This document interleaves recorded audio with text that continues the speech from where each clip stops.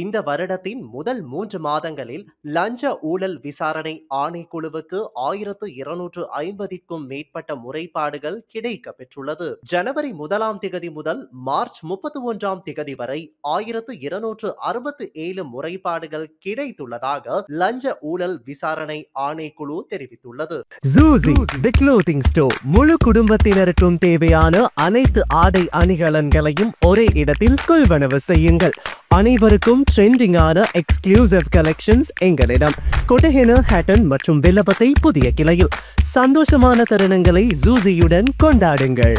குறித்த காலப்பகுதியில் நாடு முழுவதும் முன்னெடுக்கப்பட்ட 24 சோதனை நடவடிக்கைகளில் சந்தேக நபர்கள் 20 பேர் வரை கைது செய்யப்பட்டுள்ளனர். கைது செய்யப்பட்ட சந்தேக நபர்களில் 6 பேர் போலீஸ் அதிகாரிகள் என்றும் அவர்களில் அதிபர் ஒருவர், தொழில் அமைச்சின் அதிகாரி, கள அதிகாரி, குடிவரவு மற்றும் குடியகல்வு திணைக்கள அதிகாரி ஆகியோரும் உள்ளடங்குகின்றனர். இதற்கு மேலதிகமாக பொது சுகாதார பரிசோதகர், அபிவிருத்தி உத்தியோகத்தர், நீதி அமைச்சில் பணியாற்றும் ஊழியர், இறைவரி திணைக்கள மதிப்பீட்டு அதிகாரி ஒருவரும் இவ்வாறு கைது செய்யப்பட்டுள்ளனர். இந்த வருடத்தில் மாத்திரம் 24 பேருக்கு எதிராக நீதிமன்றங்களில் 21 வழக்குகள் தாக்கல் செய்யப்பட்டுள்ளதாக லஞ்ச ஊழல் விசாரணை ஆணைக்குழு தெரிவித்துள்ளமை குறிப்பிடத்தக்கது.